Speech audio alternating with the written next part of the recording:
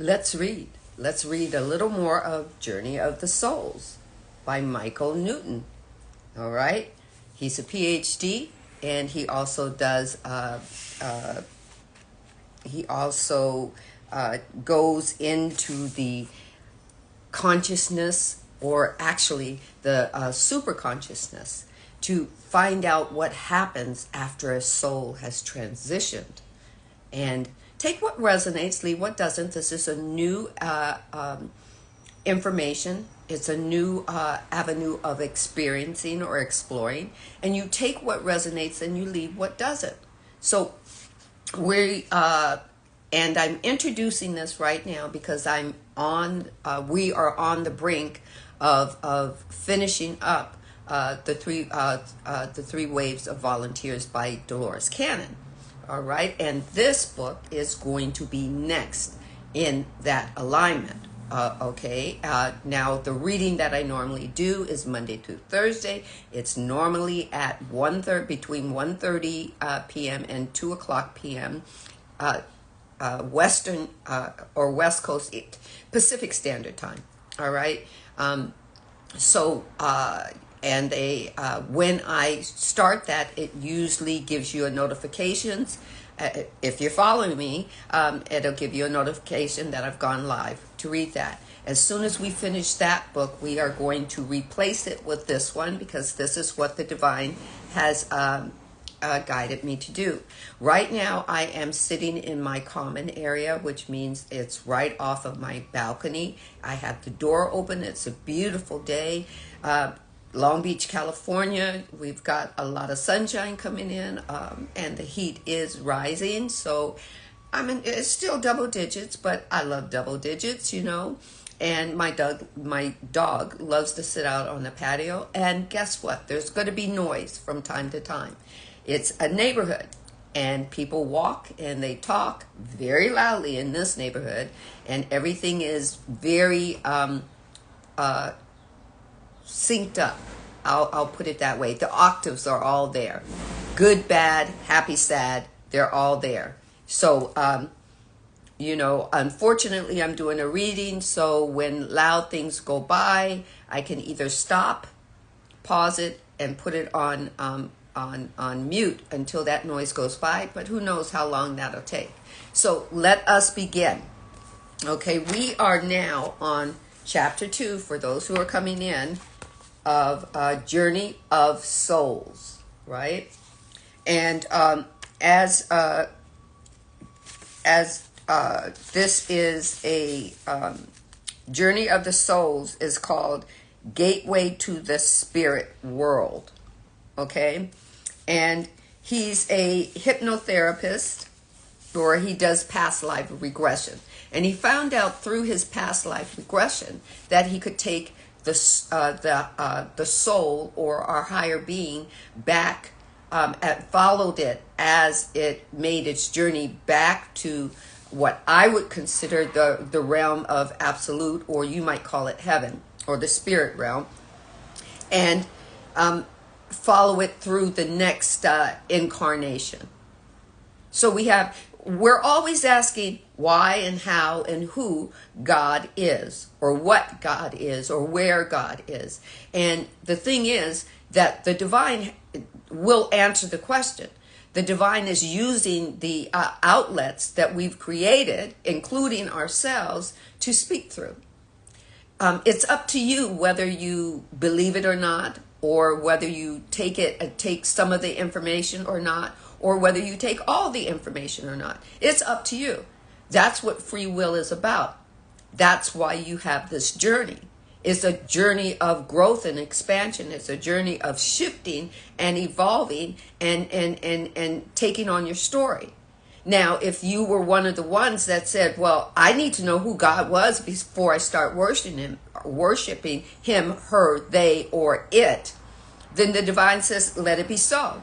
The divine is giving you information by the communication apparatuses that we have created for ourselves.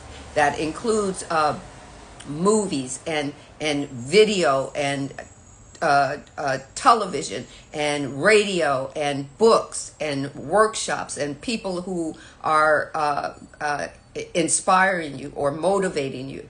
And understand that you can be inspired and motivated by their ego as well as by the divine that moves in through and as them, depending on which one they're flowing through.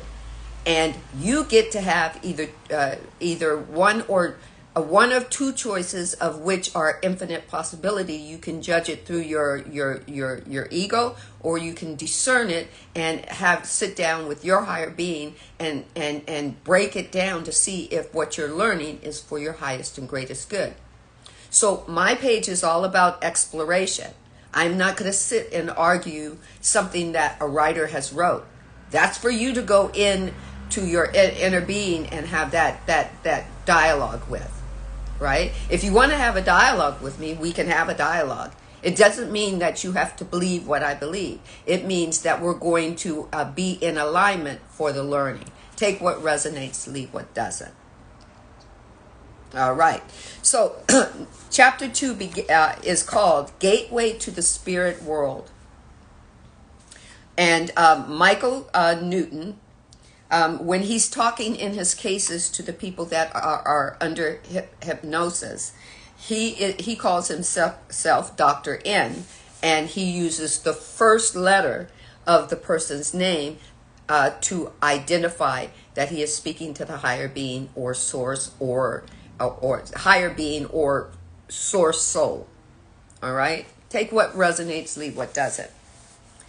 So Michael begins with, for thousands of years, the people of Mesopotamia believed the gates into and out of heaven lay at opposite ends of a great curve of the Milky Way. And they called it the rivers of soul, or rivers of souls. After death, souls had to wait for the rising doorway of Sagittarius and the autumn equinox, when day and night are equal. Reincarnation back to Earth could only take place during the spring equinox through the Gemini exit in their night sky. Now, take what resonates. He's saying they believed. Back then, they believed. Take what resonates for you. Leave the rest. All right? Michael also said, my subjects or clients tell me that soul immigration is actually much easier. The tunnel effect they experience when leaving Earth is the portal into the spirit world. Although souls leave their bodies swiftly, it seems to me entry into the spirit world is a carefully measured process. Now, take what resonates. What resonated with me is it's not a process by linear. It's much more spiraling than that. That's what I gather by reading this book. But take what resonates and leave what doesn't. You don't have to be where I am. You don't have my inner being helping me discern. You have yours. Take what resonates, leave what doesn't. Okay? So, the tunnel effect they experience when leaving Earth is the portal into the spirit world. Although souls leave their bodies swiftly, it seems to me entry into the spirit world is a carefully measured process. Later, when we return to Earth in another life, the route back is described as being more rapid. Hold on.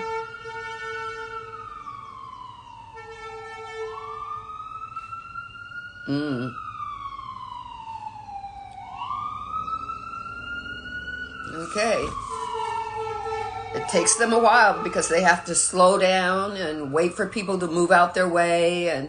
And you know, people think that, you know, let's see, love the turquoise. Thank you. So we, for whoever they're heading towards, may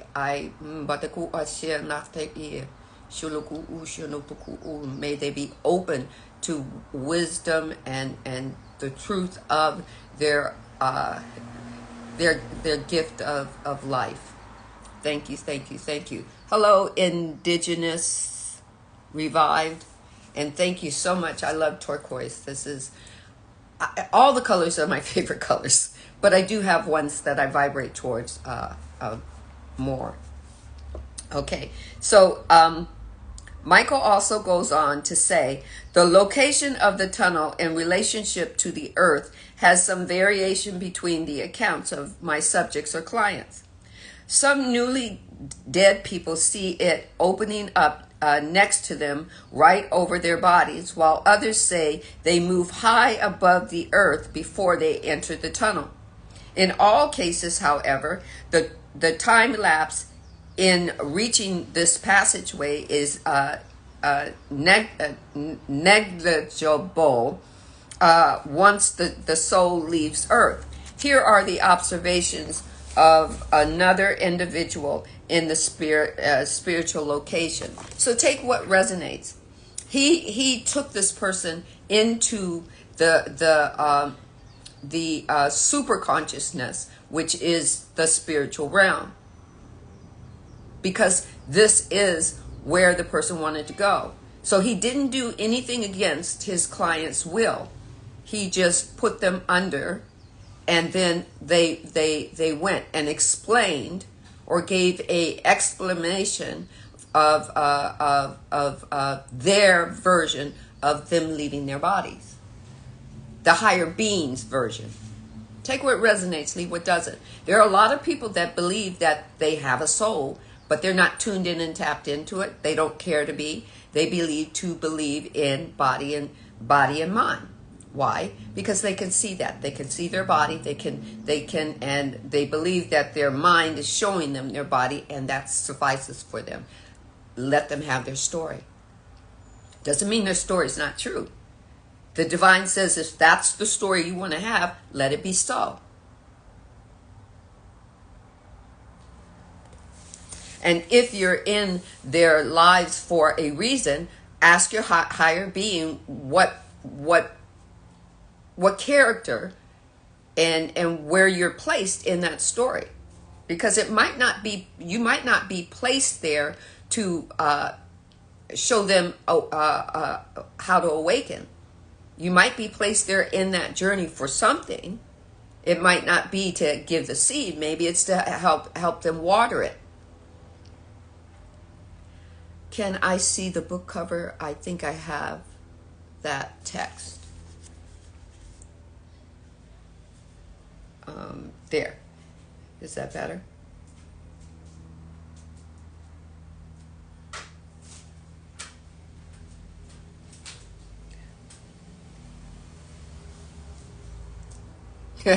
It's okay. Driving and texting. Do you need me to hold it up just a little bit longer? And my ring light is ooh, that's beautiful, the ring light. I hope that you do have it. Okay, great. Anyway, so take what resonates, and if some of the sentences are rephrased, it's only through my higher being, and I will give the sentence through my higher being, and I will say the sentence as the author has written it as well. Okay? So, case 3. Dr. N says, you are now leaving your body. You see yourself moving further and further away from the place where you died, away from the plane of earth. Report back to me what you are experiencing. S says, at first, it was very bright, close to the earth. Now it's a little bit darker because I have gone into a tunnel. Dr. N says, describe this tunnel for me. S says, it's a hollow, dim vent, and there is small circles of light at the other end. Dr. N says, okay, what happens to you next? And S says, I'm feeling a tugging, a gentle tugging. I think I'm supposed to drift through this tunnel. And I do. It's more gray than dark now because the bright circle is expanding in front of me. It's as if, and the client stops. And Dr. N says, go on. It's as if I'm being summoned further. Or that's what the divine said, further. But S says, I'm being summoned forward. Dr. N says, let the circle of light expand in front of you at the end of the tunnel and continue to explain what is happening to you. S says, the circle of light grows very wide and I'm out of the tunnel. There's a cloudy brightness, a light fog. I'm filtering through it. Dr. N says, as you leave the tunnel, what else stands out in your mind besides the lack of absolute visual clarity? Right?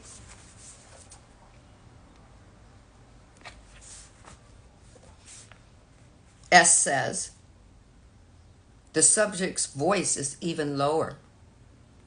It's so still. It's such a quiet place to be in. I'm in the place of spirits. And Dr. N says, do you have any other impressions at this moment as a soul? Thought. I feel power of thoughts all around me.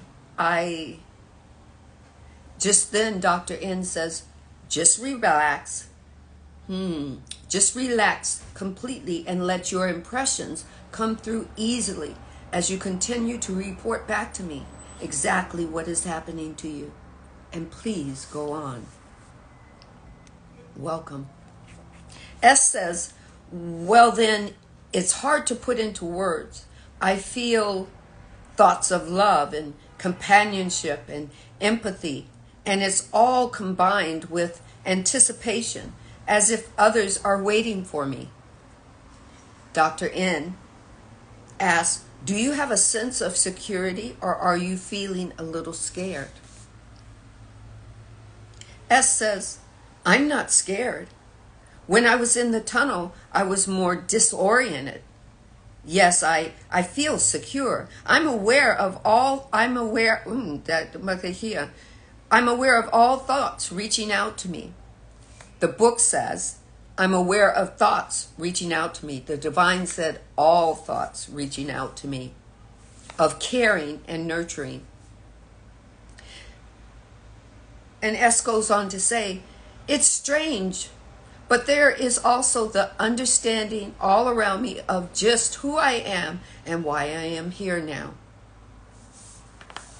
Dr. N says, do you see any evidence of this around you?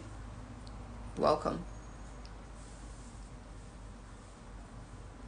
And S says, no, I sense it. A harmony of thoughts everywhere. Dr. N says, you mentioned a cloud-like substance around you right after leaving the tunnel. Are you in a sky over Earth? And S takes a pause. No, not that. But I seem to be floating through cloud stuff, which is different from Earth.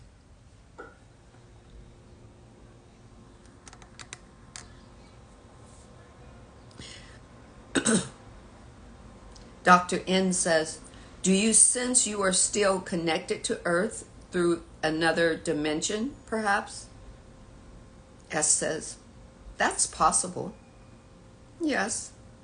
In my mind, Earth seems close, but I still feel connected to Earth, but I know I'm in another place. Dr. N says, what else can you tell me about your present location? And S says, it's still a little murky, but I'm moving out of this.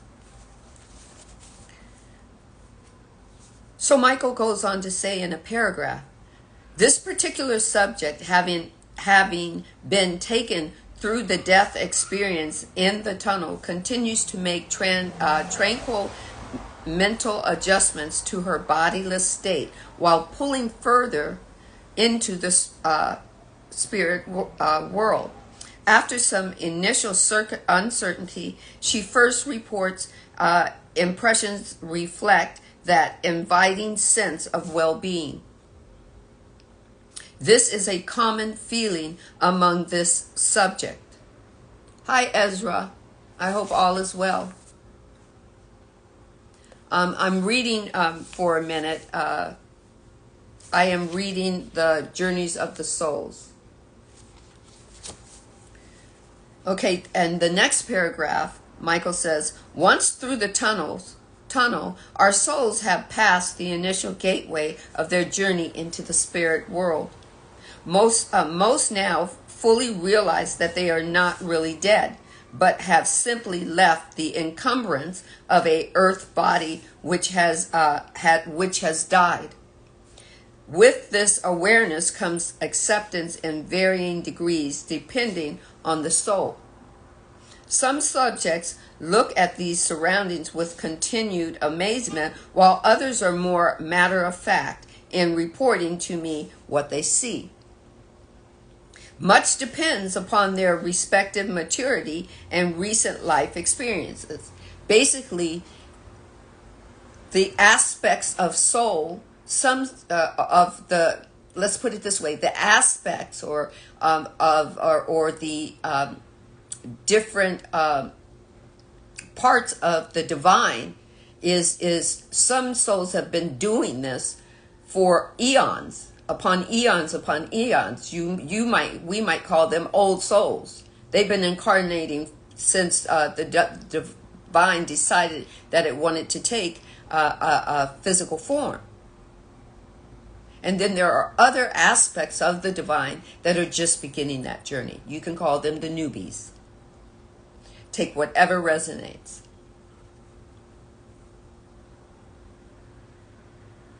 I love how you spelled your. I'll let you in a few minutes once, and then but the conversation can't last long because I am reading. Okay. The most common type of reaction I hear is a relieved sigh, followed by something of the order of, "Oh, wonderful! I'm home in this beautiful place again."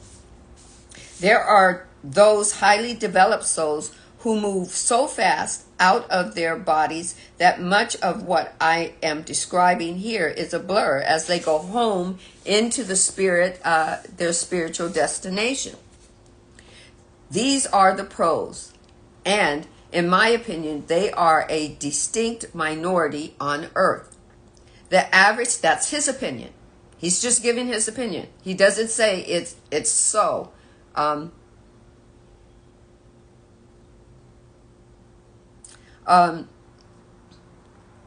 Okay, then he says, the average soul does not move that rapidly, and some are very hesitant.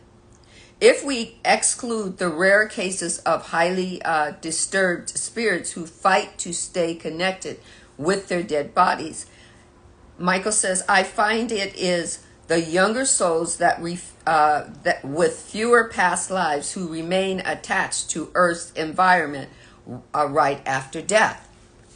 Most of my subjects, Michael says, report that they emerge from the mouth of the tunnel. Things are still unclear for a while. Michael says, I think this is due to the density of the nearest astral plane surrounding Earth. He believes it's called the Kama Loka.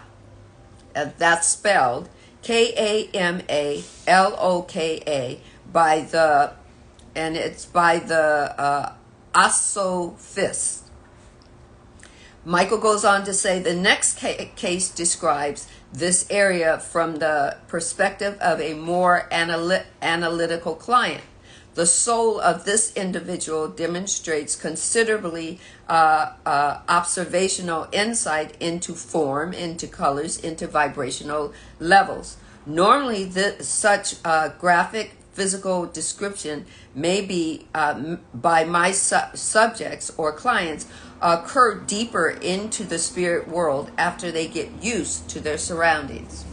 All right, so I will begin case 4 in just a second. I am going to let Ezra in for vibration of this book. We will continue, and uh, if not, we will end the conversation. So we'll see if he comes on. I'm not sure if he's going to come on. I did accept him in, but until he comes in, I'm going to have to keep reading. So maybe he's already left. I'm not sure. Case 4. Dr. N says, as you move further away from the tunnel, describe what you see in as much detail as possible. And hold on. Okay. Hold on a second. I need to. Hi, Ezra. So, you wanted to come. You wanted to come in. Is this regarding the reading, or because I don't tote and I don't smoke, so um, I cannot. I'm not in alignment with that. You can't hear me.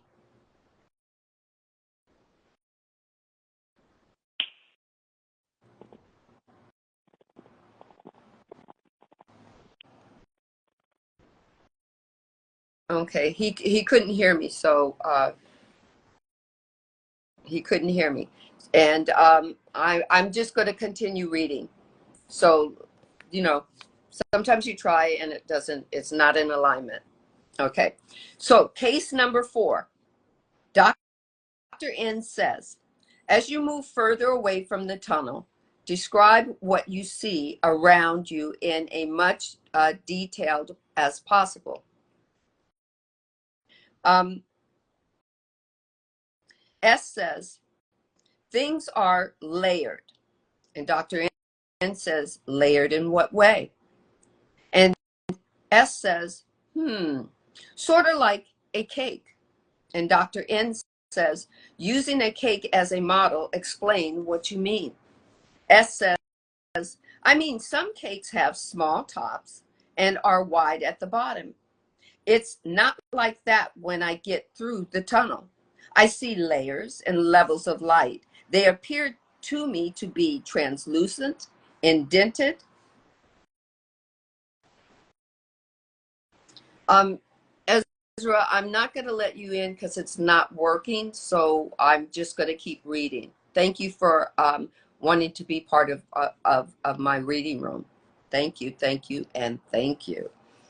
Let's keep going. Okay, so S says, it appears to me to be translucent, indented, and then there's 3 dots after translucent and 3 dots after indented.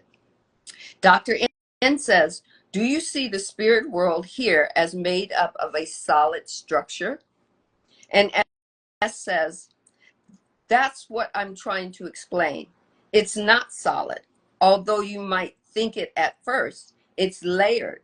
The levels of light are all woven together in stratified threads. The divine wanted to say strands, but you take what resonates, either stratified strands of light, but it's all layers upon layers upon layers, and it goes out, right? So let's see, right? So S continues, I don't want to make it sound like things are not symmetrical. They are, but I see variations in thickness and color refraction in the layers. They also shift back and forth. I have always noticed this as I travel away from Earth. Dr. N says, why do you think this is so? And S says, I don't know. I didn't design it. And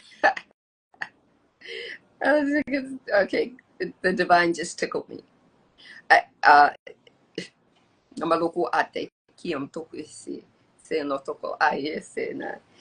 Dr. N says, from your description, I pictured the spirit world as a huge tier with layers of shaded sections from top to bottom. And S says, yes, and the sections around it. Didn't I just do that? My inner being was showing me that, even before it was said. I'm reading this book for the first time, just as you're hearing it and listening to it for the first time. All right. So let's keep going.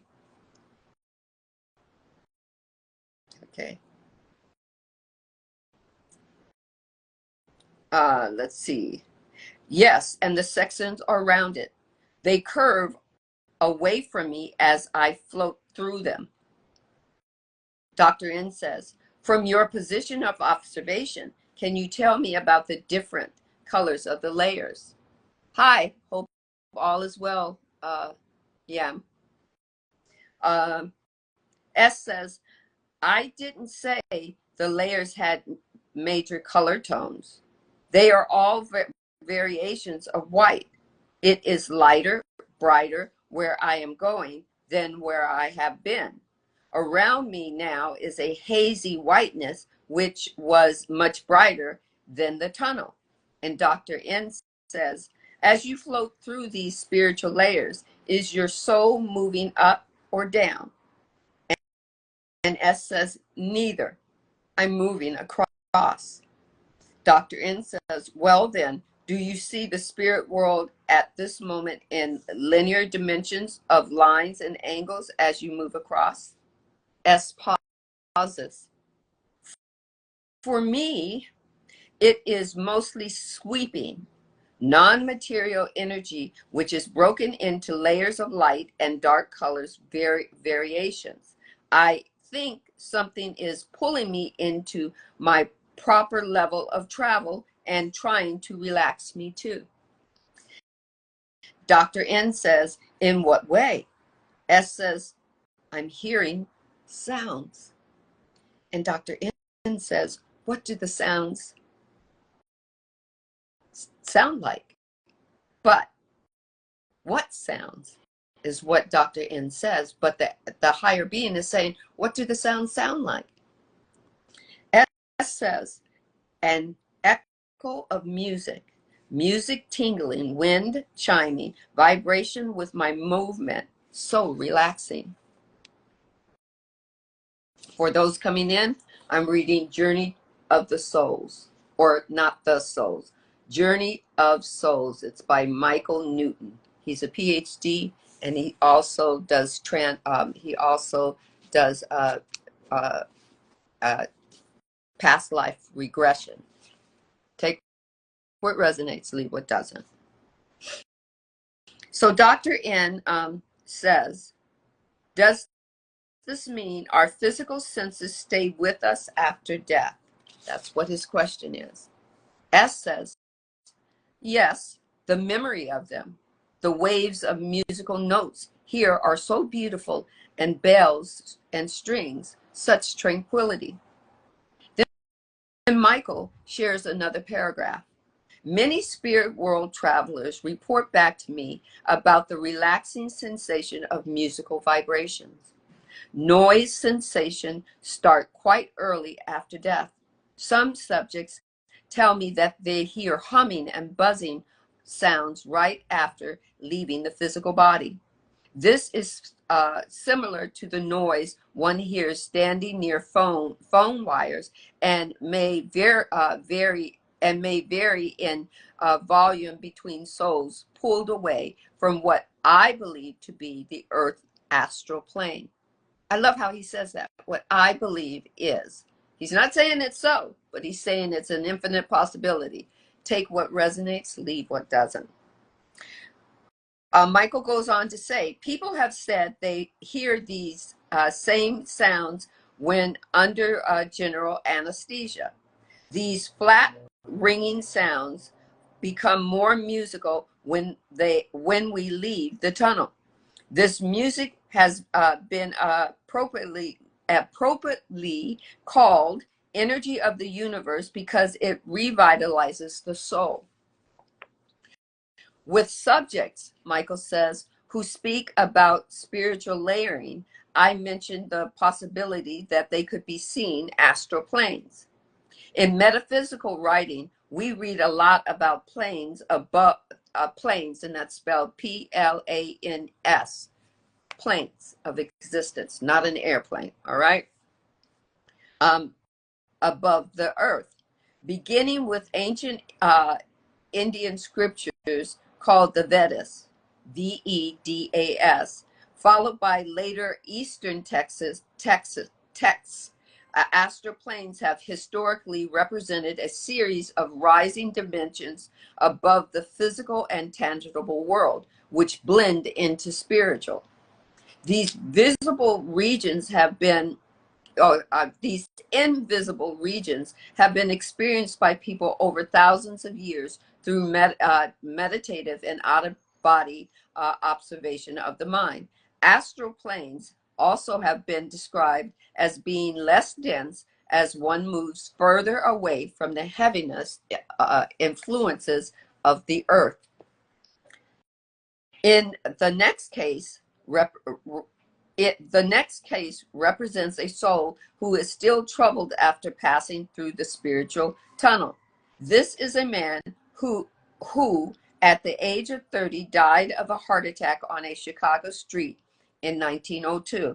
He left behind a large family of young children and a wife who was deeply loved. They were poor. Take what resonates and leave what doesn't. Okay. Ooh, I love that. Fizzy Izzy Poprine.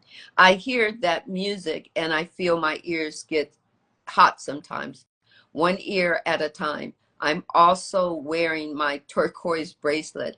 This is it better on the left ear or the right ear? I've always heard vibrations in my right ear. I've never heard actual vocal speaking, unless it's now I hear it, the divine speak. But due to a story of mumps I had when I was a child, I lost hearing in my right ear. So I hear these different vibrations very differently, you know. But nonetheless, it's the divine showing me that I do hear. It's just I've become more of accustomed to understanding how it flows for me. So vibrations have always been more powerful in my right ear. And if that makes any sense, I hope that helps you.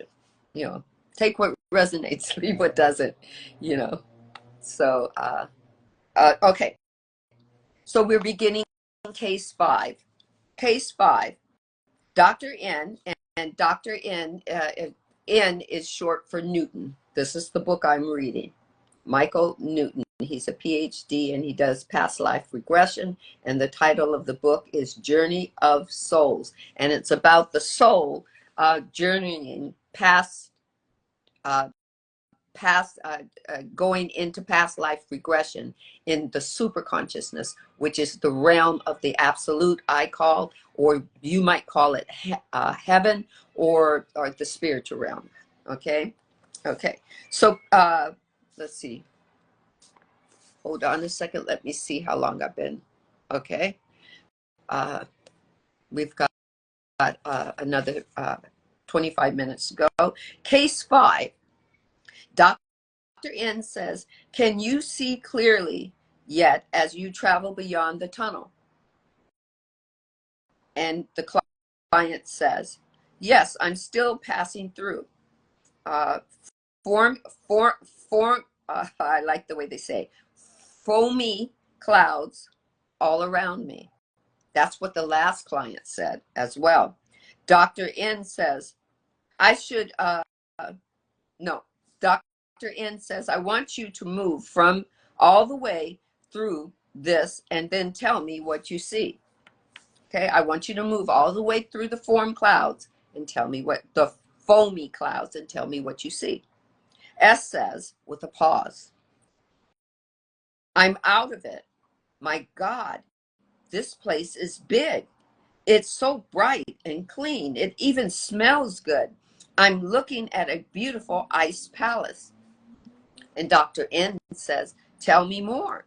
And S says with amazement, it's enormous. It looks so bright, sparkling crystals, colored stones shining all around me. Dr. N says, when you say crystalline, I think of a clear color. And S says, well, there are mostly gray and white, but as I float along, I do see other colors, mosaics, and all glittery. And Dr. N says, look into the distance from within this ice palace. Do you see any boundaries anywhere? And S pauses. The pause is not written in the book, but the divine is telling me S pauses and then says, no, this space is infinite, so majestic and peaceful. And Dr. N says, what are you feeling right now? I can't fully enjoy it. I don't want to go any further, Maggie, any further. And then there's 3 dots and the word Maggie and 3 more dots, which is the name of the deceased wife, right?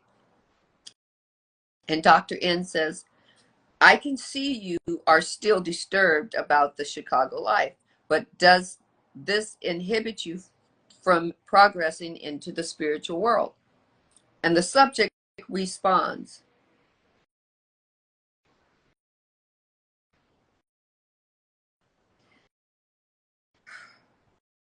I'm feeling it. Dr. N says the subject jerks right up in my chair and says, good, I see my guide coming towards me. She knows what I need. And Dr. N says, tell me what's transpiring between you and your guide.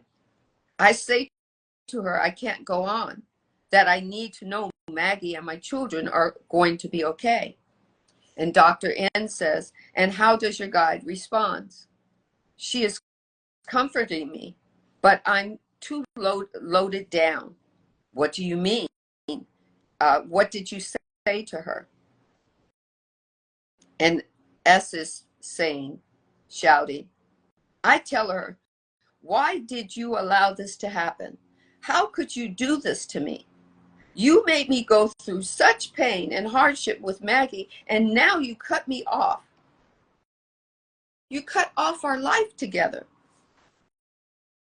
Welcome, Taurus girl. Dr. N says, do you accept what does your guide do? And S says, she is trying to soothe me, telling me I did a good job and that I will see my life ran its intended course. Dr. N says, do you accept what she says? And S takes a pause.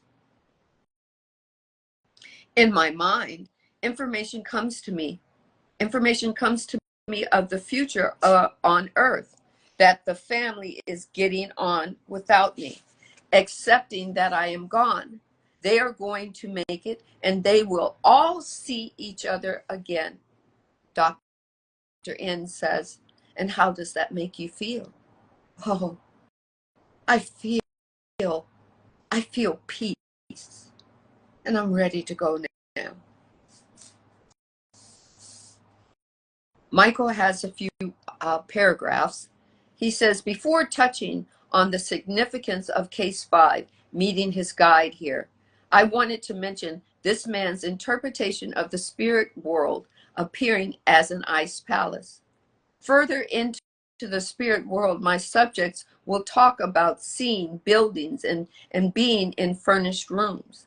The state of hypnosis by itself does not create these images.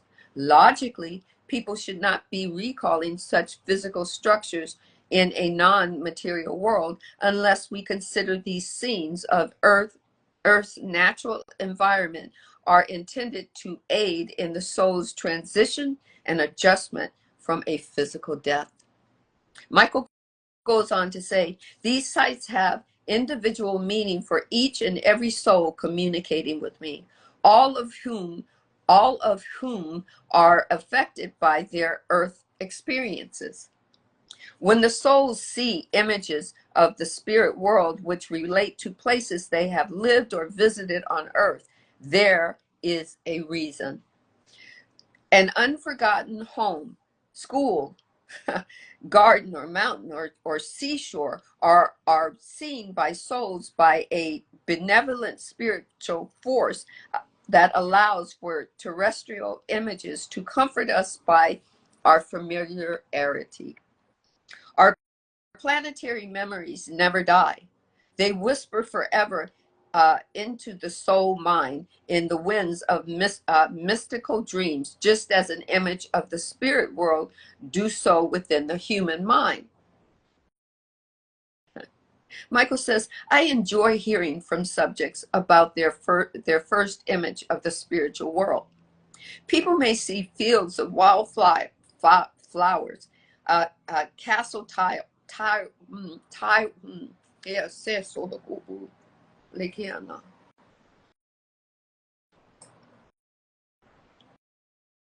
castle towers rising in the distance, or rainbows under an open sky when returning to this place of adoration after an absence.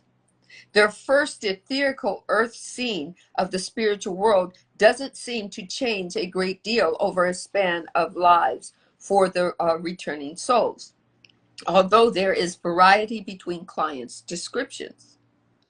I find that once a subject in trance continues further into the spirit world to describe the functional aspects of spiritual life, their comments become more uniformed.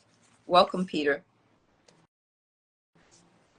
The case I have just reviewed could be described as a fairly unsettled spirit bonded closely to his soulmate, Maggie, who was left behind.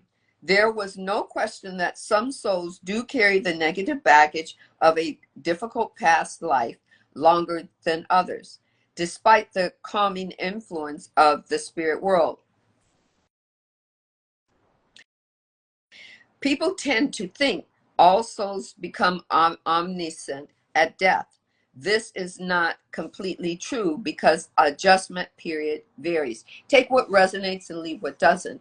The divine just told me that there's infinite possibilities of each and every soul as they integrate back into the wholeness of the creator.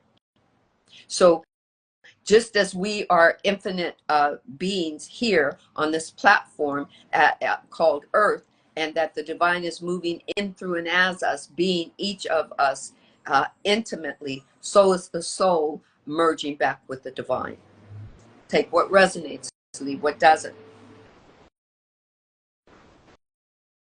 I'm going to let that truck pass by.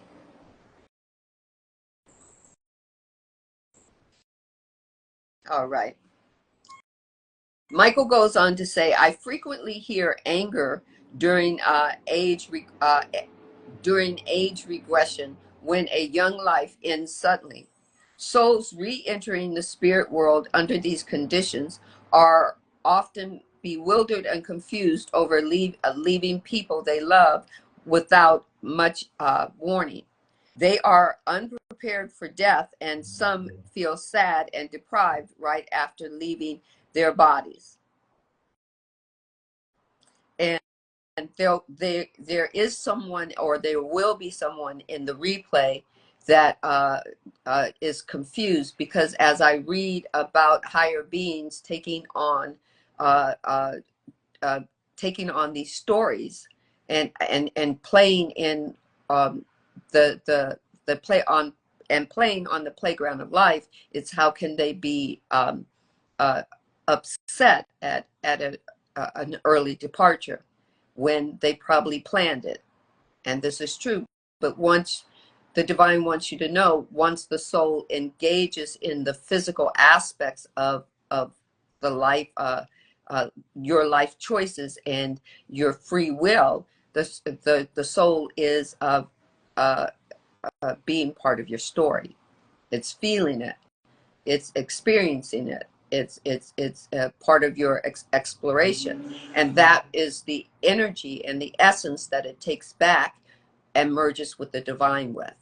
And once it merges with the divine, there's a time period of being confused, because those emotions in the etherical realm, in the realm of absolute, are it does not compute. So the higher beingness has to compute it as it is giving it back to the divine. The divine is merging with that higher being to give a higher resonance to letting go of it, or allowing it to be merged and used as when it goes into takes on uh, uh, a new incarnation, if that information is going to be recalled to be used. Take what resonates, leave what doesn't. And and, and me reading this book, if Michael Newton does have an uh, IG page, I am not in collaboration reading this book. I do not expect you to go and buy this book. The divine has asked me to read. So therefore, I am complying because it gives me great joy. Take what resonates and leave what doesn't. Michael goes on to say, however, I have found our guides do not encourage the complete working out of thought disorders at the spiritual gateway. These are more appropriate. There are more appropriate times and places for detailed review about karmic learning lessons involving life and death, which I will describe later. The guide in case 5 offered a brief visualization of accelerated Earth time as a means of soothing this man about the future of his wife and children, so he, the soul, could continue his journey with more acceptance. Regardless of their state of mind right after death, Michael says, my subjects are full of exclamations about rediscovered marvels of the spirit world. Usually this feeling is combined with euphoria that all their worldly cares have been left behind, especially the physical pain. All Above all else, the spirit world represents a place of supreme acquiescence to the traveling soul. Although it may be at first, although it may at first appear we are alone immediately following death, we are not isolated or unaided. Unseen intelligence, energy forces guide each of us through the gate. New arrivals in the spirit world have little time to float around wondering where they are or what is going to happen to them next. Our guides and number of soulmates and friends wait for us close to the gate to provide recognition, affection, and assurance we are all right. Actually, We feel their presence from the moment of death because much of our initial readjustment depends on the influence of these kindly entities towards our returning souls. And that is the end of chapter 2. So that is the end of chapter 2 of Journey of the Souls. And let's see how much time I have. Okay, I have maybe about 15 minutes. I'm not sure who is still in here. Fizzy Lizzie Poprine. Um, Thank you for joining me. I was going to invite someone in to have a brief conversation with. I'm not sure if anyone wants to come on. I only see one person. It looks like it's me. Who knows? IG. Where I'm going to stay with the flow. And thank you very much for joining me. I'm going to close this energy circle. Thank you for joining my reading room. I'm going to close the energy circle with 10845, 10845, 10845. I will continue to read a chapter of this um, uh, of this book in the days to come, and we will also be finishing the last 2 chapters of the 3 waves of volunteers and the New Earth by Dolores Cannon. And each of these books, I am not in collaboration with any of the authors, any of their pages. These readings were given, suggested to me by the divine, and take what resonates and leave what doesn't. All right. Take your energy back. Wisdom and understanding was given. Use it the best way for your highest and greatest good. Take what resonates, leave what doesn't. That means if you don't believe all of it, it's okay. Just take what resonates for you, what's vibrating for you, and then build upon that.